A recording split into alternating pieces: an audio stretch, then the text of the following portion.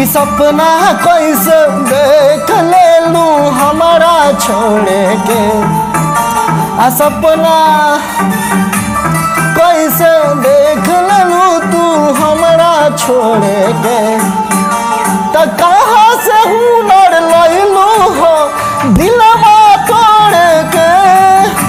तो कहाँ से हुनर लैलू हो दिलवा तोड़ के। के कहरा से सिखलू सोना मुहवा मोड़े के। तो कहाँ से हुनर लैलू हो दिलवा तोड़ के। तो कहाँ से हुनर लैलू हो दिलवा तोड़ के।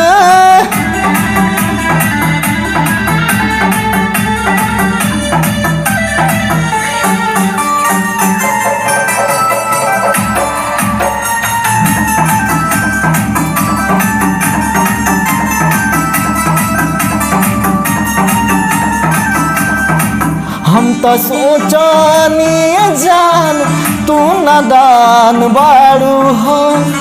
धोखा का होला से आन जान बारू हो।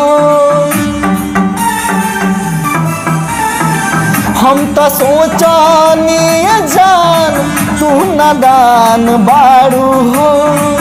धोखा होला का जान आन जान बारू हो।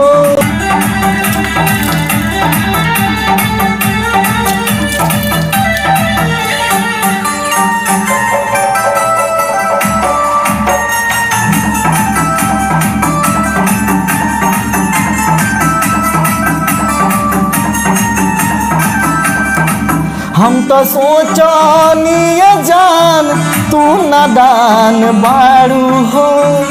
धोखा का होला से आन जान बारू हो।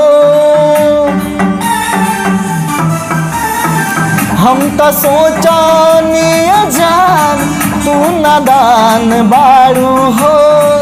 धोखा का होला से आन जान बारू हो। तके कर चेहरा देखलू आज भोरे भोरे के। तो कहाँ से दिलवा लावेलू